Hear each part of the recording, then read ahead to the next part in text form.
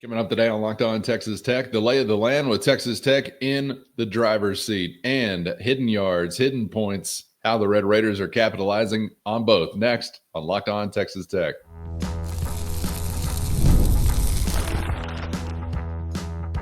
You are Locked On Texas Tech, your daily podcast on the Texas Tech Red Raiders. Part of the Locked On Podcast Network, your team every day. Great to be with you again on Locked On Texas Tech on the Locked On Podcast Network, your team every day, always free and available on YouTube or anywhere you get podcasts. And thanks as always for making us your first listen. Today's episode brought to you by FanDuel. And right now, new customers can bet only $5. And if your bet hits, you're getting $300 in bonus bets to use across the app. So download the FanDuel app today. With the only Chris Level, I'm Casey Cowan. Chris, great to be back with you again. Kicking off another week with a little more Big 12 dust settled. Kind of seems like some contenders separating from others. We'll take a look at the weekend that was. And, of course, also what's coming up in the form of Don't Call Them Central Florida, headed to the LBK for a Saturday afternoon collision. We'll talk about what's on the line. And in a lot of ways, that's where we're starting today, because via your win on Saturday, Chris, you really put yourself firmly at the wheel once again. It's kind of been interesting over the last few weeks to sort of ride this roller coaster where it feels like, okay, in control. Whoa, out of control. We need some help. Okay, we're back in control of our own destiny again. Okay, but we got to do this to really get a hand on the wheel. How many different steering, driving, destiny euphemisms can I come up with? I don't know, but there's still 30 minutes to do it. But either way, you take care of business, and that's where you are, man. And by the way, happy Jovember once again. We're close to the middle of this thing. You're playing meaningful football. Check. That's where we wanted to be. But maybe even more so, again, in control of where you're going. Feels good, man, doesn't it? Yeah, and that's why this result against this team, with the standings being what it was not must win, but quite impactful. You want to know how impactful it was? Don't win it and then see what it was going to look like trying to get to where you wanted to go without it. And I'm not even going to put it into the ether, but because you have a win here and the tiebreaker here, if there's some chaos, dare I say, some margin for error there, but you're not gonna play that way. You're gonna try to go 1-0 each week, and you're playing against two teams that just don't have anything to lose. They're basically both trying to become bowl eligible. But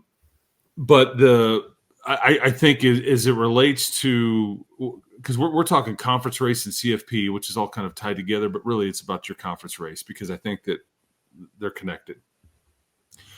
You are looking at a scenario now to where you are at the top of the table in the standings, and you still have a bye week coming up. Some teams have 3 games left. You have 2 games left. The contenders realistically are dwindling. I think TCU takes a major hit with a home loss to Iowa State, give up a punt return with about 6.5 to go, and they fumble it away in trying to kind of come back and kick a field goal, and Iowa State holds on. So this is really about, BYU and Cincinnati and that matchup in a couple of weeks in Cincinnati, Ohio. In the simplest terms, short of everybody's wheels falling off, you really could be staring at a situation where if you win your final 2, Cincinnati and BYU take care of their business, and then you could be seeing the winner of that game in Cincinnati, Ohio, in Arlington. Maybe we get some curveball here and there. Hopefully that doesn't involve you. I thought BYU would have a bit of a trickier game versus TCU coming up this weekend. I don't know if I feel the same now that TCU lost and they just can't run the football. And I think BYU is kind of now going to have a major sense of urgency. So it just the next biggest game in the Big 12 Conference, generally speaking, the ones that the Red Raiders are involved in are going to be big, just because Texas Tech you haven't really left must-win territory yet, so you just can't assume anything.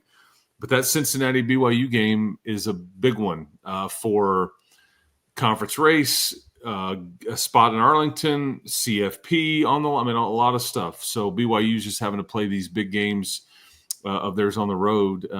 Granted, they got to host the Utes, so that was certainly the Holy War was a big game that they got to host at home. But that's kind of what it looks like, man. Yeah, Houston sneaking around, Arizona State sneaking around. I don't know, with Jordan Tyson and Sam Levitt, it's just going to require some other folks to lose to move these teams back into the equation here. And you just know that BYU and Cincinnati, by virtue of playing, one of them is going to get a second conference loss.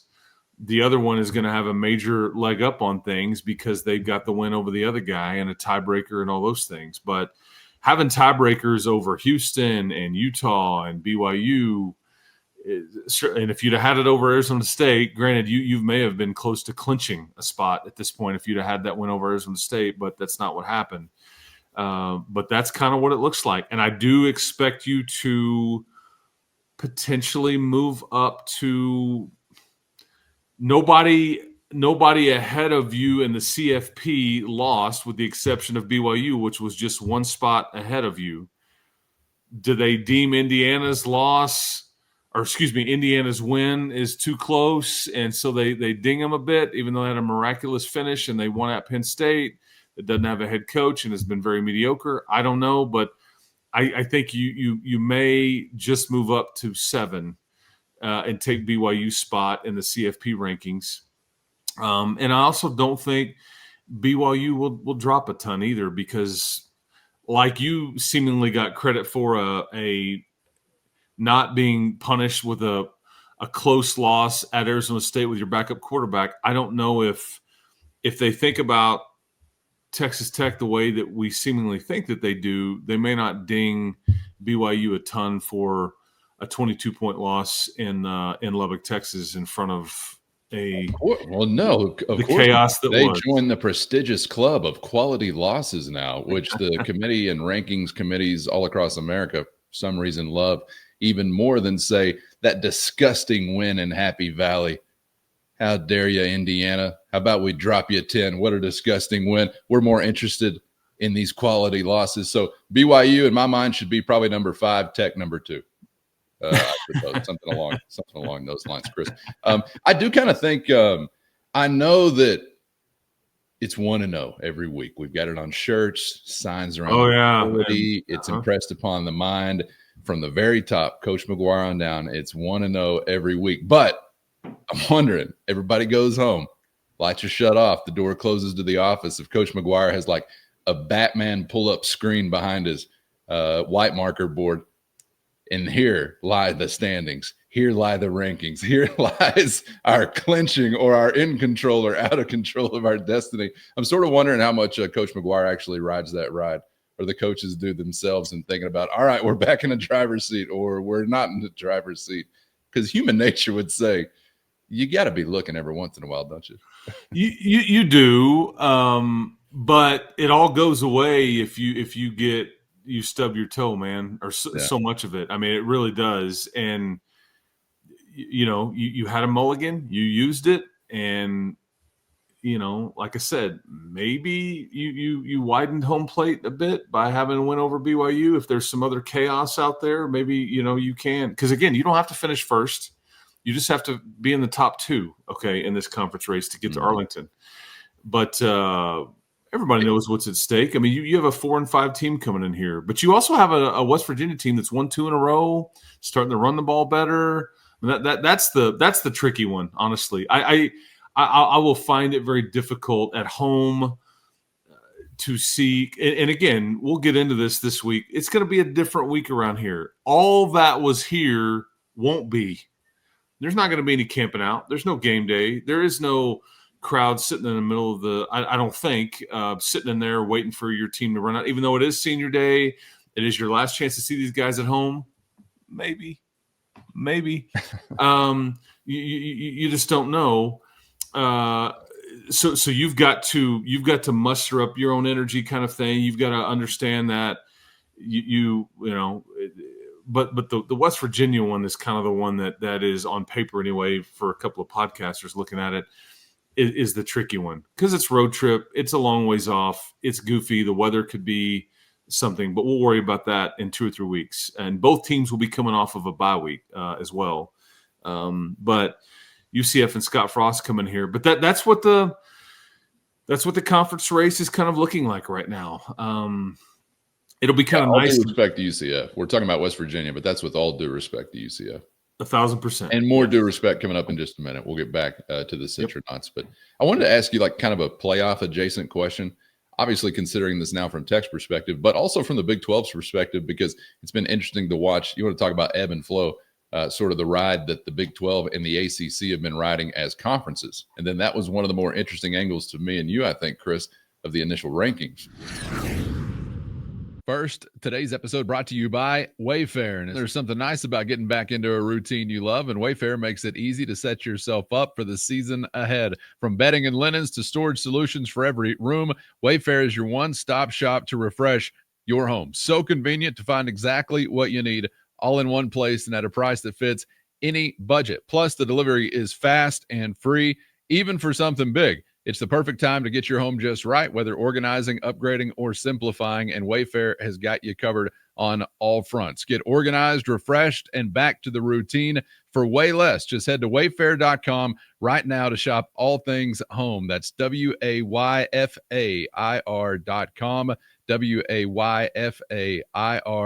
WAYFAIR.com. Wayfair, every style, every home.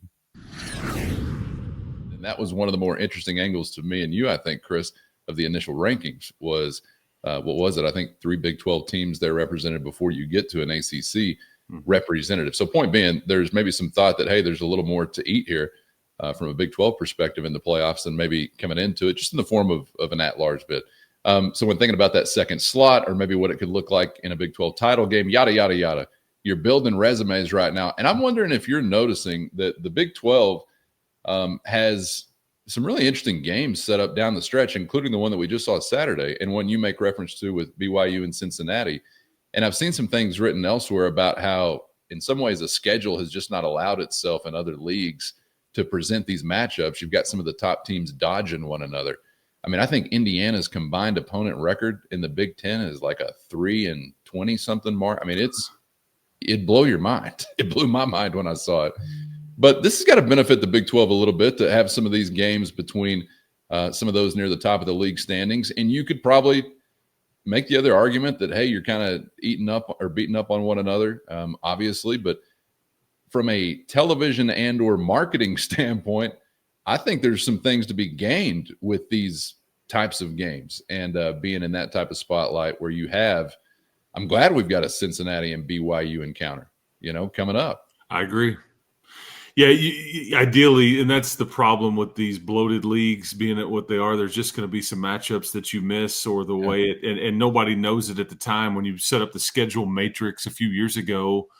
What you're looking at, you're trying to be fair. You're trying to hey, we want to. It's important for us to protect some natural rivalries, but it's also important for everybody to see everybody in the league over a 2 or 3 year, 4 year span or whatever it is.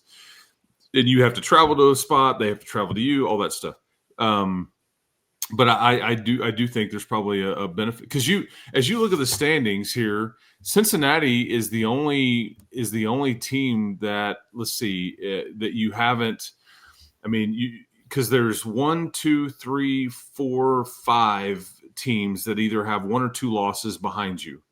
And you have wins over 1, 2, 3 of them. They're lost to Arizona State, and then there's Cincinnati, who you don't play. So you've largely seen the meat of what the league has to offer.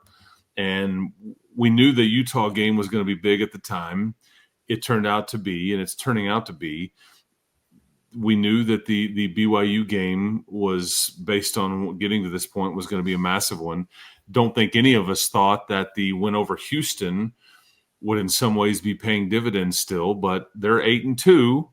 They're going to be 8-4 at worst. They've got games against Baylor and TCU left, and then there's Arizona State there that is just won at Iowa State. It's coming off of a bye week, and they've don't know the situation with Sam Levitt and Jordan Tyson, obviously. But I do think that I think too that because you mentioned in the CFP conversation, you could have done some damage to the thought that, because I don't want to live this way, but this is the reality.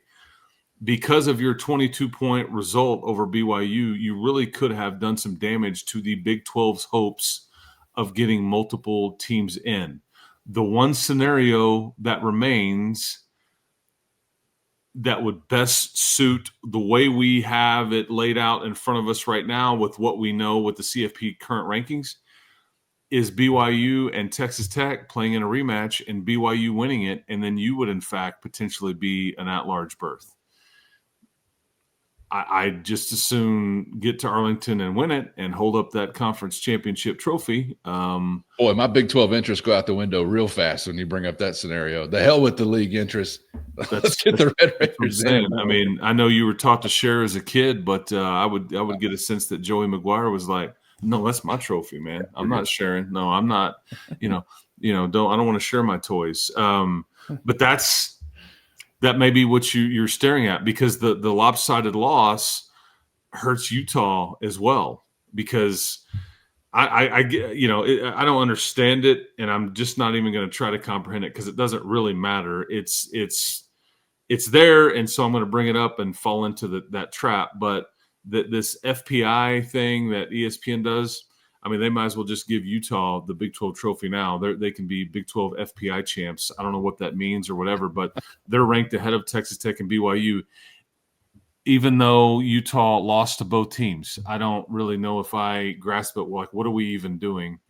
But because you have head-to-head losses against Texas Tech and BYU for Utah, and the Texas Tech win in Salt Lake City was lopsided. People can dispute that all they want, but it was a 24-point margin. It just was. Yes, it was a closely contested game until about 7 or 8 minutes to go, and then the stands emptied out. I was there. I saw it. If it was a close game, people would have stayed to the end. They didn't. The BYU game.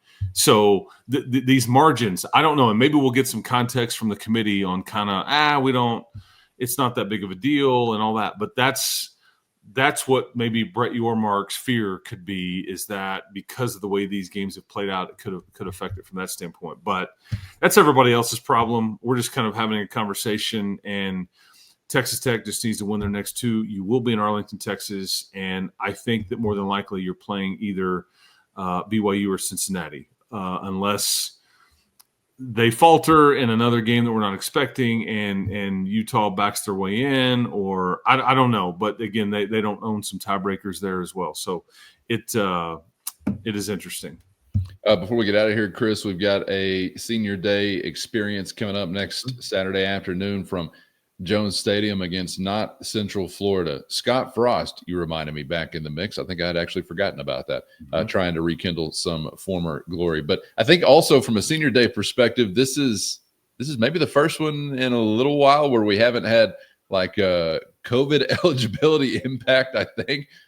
We still had maybe some of that in the mix, but we're also still going to have some like decisions possibly made. So will we see some guys walking that may possibly still be back in a Tech uniform next year? Yeah, this is going to give me a headache. So what's going to happen is Joey will encourage all parties. If you even think there's a chance you won't be back, even if we are expecting you back and all that, do it. It doesn't, it doesn't really matter. But I want you to go through this. I want you to have this. I want you to be a part of this, just in case. And so they'll always err on that side of it. But yeah, I think that there could be plenty that go through it and that you could have back. But because there's a couple things there that there's NFL draft stuff to consider. There is the 5 for 5 that I think will be ruled on in December that could bring some folks back in the equation, namely Reggie Virgil, Skylar Go Howard. I think Cole Wisniewski actually could get a year back. And again, is this what they want? Is this what's best for them? Yes. Yes. Are you asking me? No, not you. I'm saying yes, they've got to make those decisions. And all those things. And I don't probably have the full context of all these things, but it will certainly be Baron Morton's last time in a regular season game. It certainly will be Jacob Rodriguez's last time. And there will be some players that go through this thing that, have put together a meaningful career here that, again, so meaningful that maybe this isn't their last home game. You just don't know. That's kind of it's a different conversation to have, because in previous eras, one, they didn't really have this 12-team playoff, and two, you weren't playing games, like games plural or potentially in late December or January or whatever. So you just don't know what all is in store for you. But this will be a big one, and it's your last time to potentially say goodbye to some of these dudes in your own home stadium. And I just want to show up to see more pyro and red smoke, man. I'm here for it. I stripe it out, solid it out.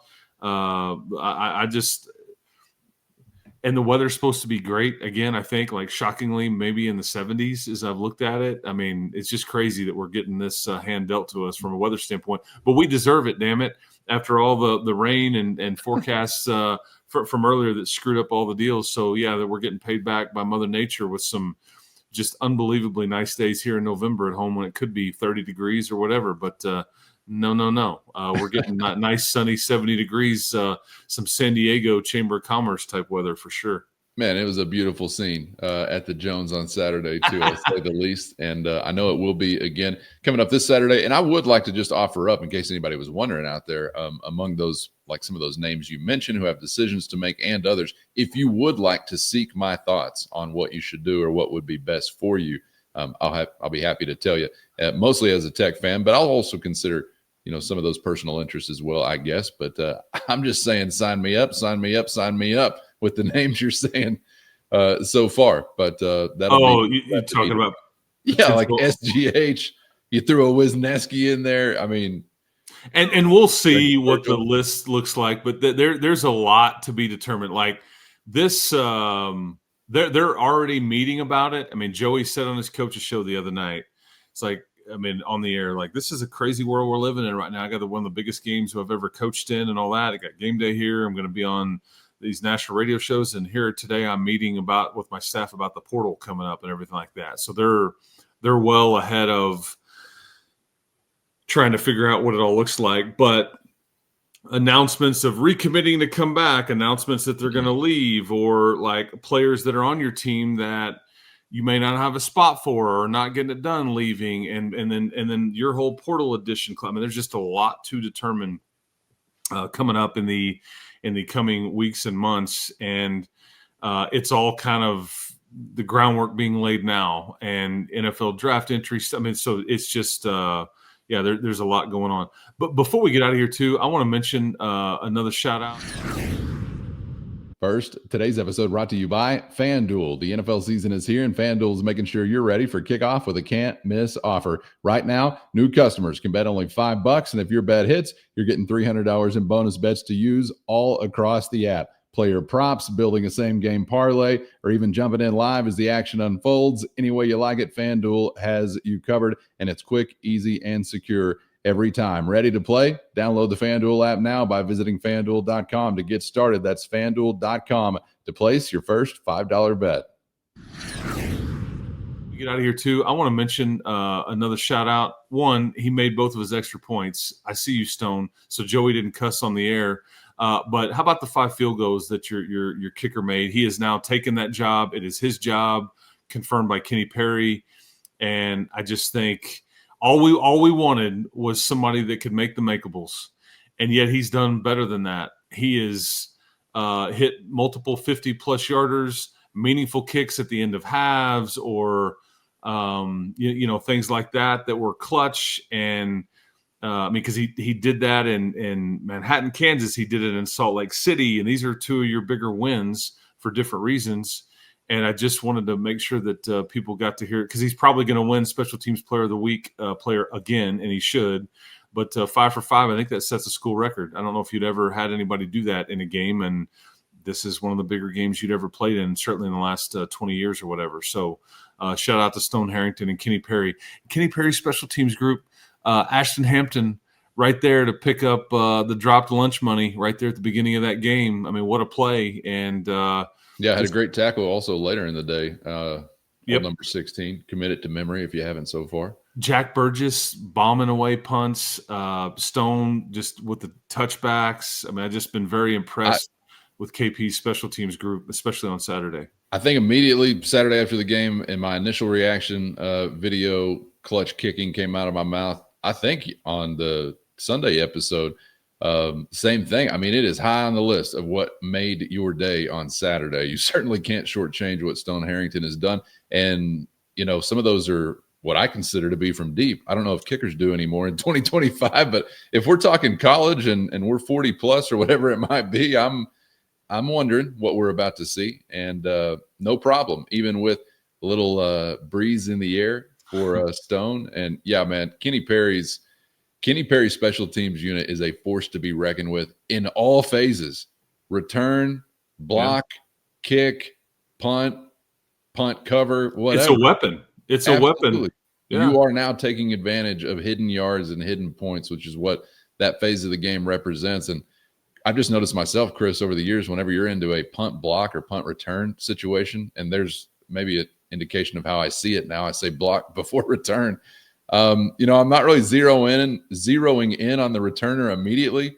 I'm staying for some action with the punter to make sure I don't miss a guy coming through there and what number just got a hand on a ball or whatever, because it's happening too often, and you were close almost every time you decide to actually attack it. So shout out to Kenny Perry. And I'll tell you, you're making me think of that last encounter with Central Florida. Actually, it was kind of a tight one. You had to finish with a punishing drive to close out the game.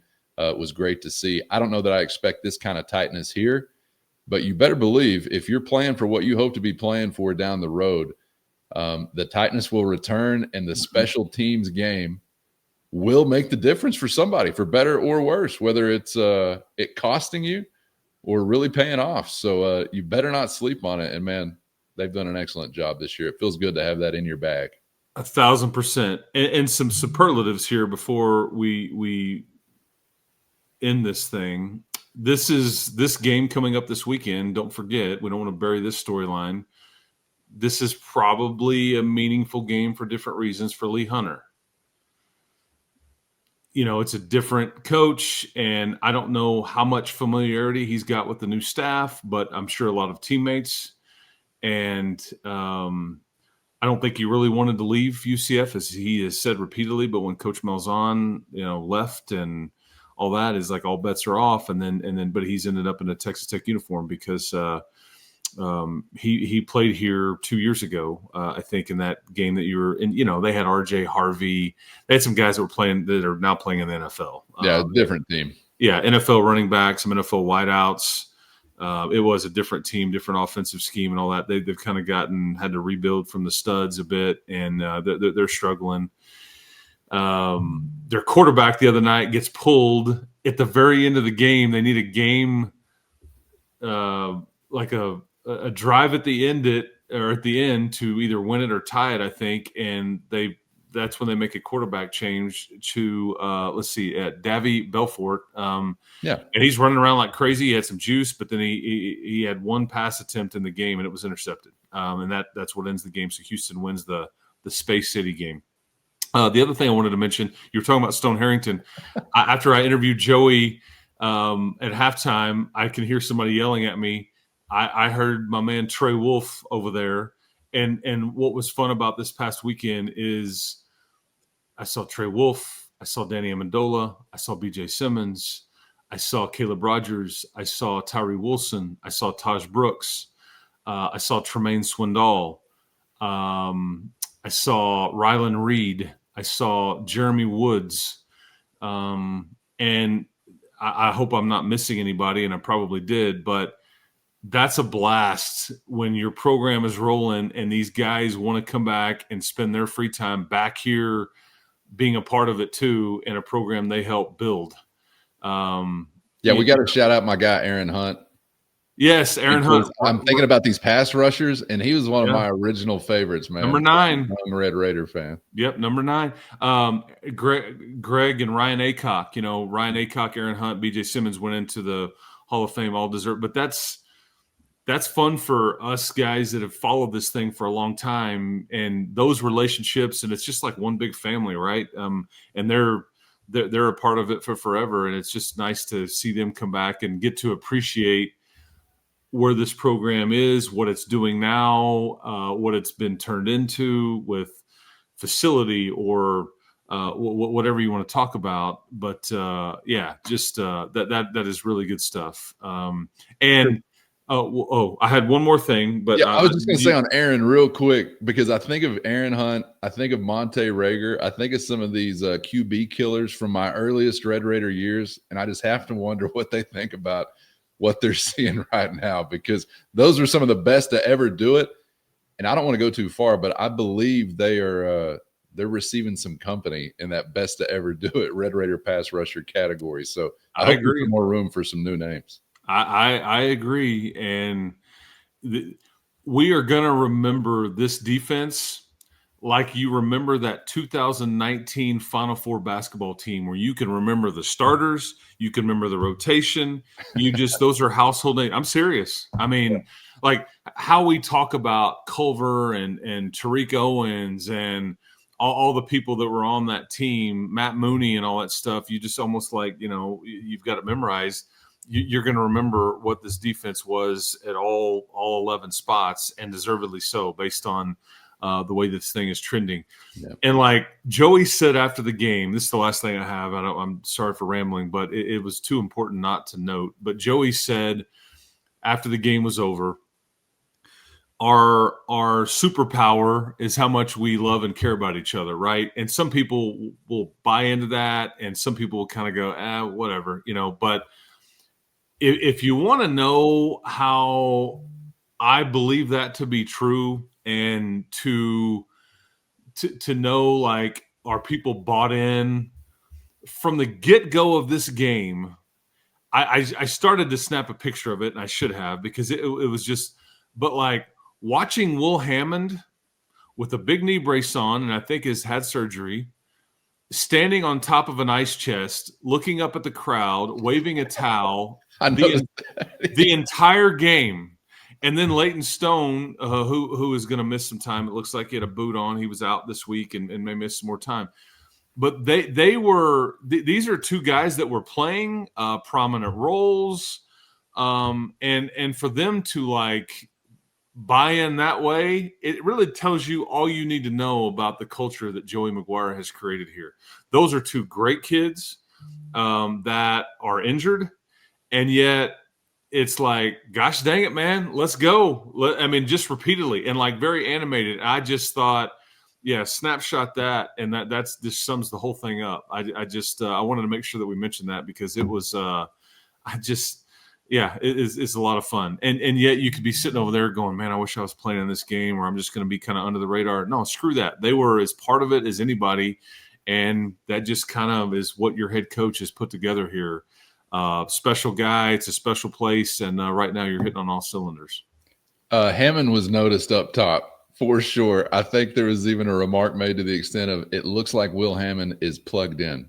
He was electrified and was certainly engaged in trying to get, everybody was plugged in. There's no doubt. And that's why you're getting to have the kind of season you have so far. Love you, Joey. Thank you, Joey. Appreciate you, Joey. And to quote a guy, I'm just another guy quoting another guy, quoting a guy. To quote Shaquille O'Neal, apologies. I was not familiar with your game, but you are the fucking man, which I heard on Friday on the Pat McAfee show when Joey was just doing us all proud, as he was all weekend long. So what a weekend, but we look ahead with all due respect. This one's going to be tough. Minus 23.5. Is that what I saw out the gates? Look, we got to keep all due respect in mind. Big all due respect week, everybody. Eyes on the prize. Yeah, you're just trying to get a result. But like everybody has found out in Jones AT&T this season, you don't jump a dog in his own backyard. So, hey, man, we'll see you next time. I appreciate the time. I'm out. Woof, woof. Get subscribed on YouTube or anywhere you get podcasts so you never miss an episode. Thanks to the everydayers always being out there riding along. And, of course, the Matador Mob. Hit our show notes and find a link to a free 14-day trial. If you're interested in joining that crew, your direct line to Chris and myself with one-on-one text sent straight to your phone. For Chris, I'm Casey. Thanks, as always, for the time. We hope to see you back for the next round on Locked On Texas Tech.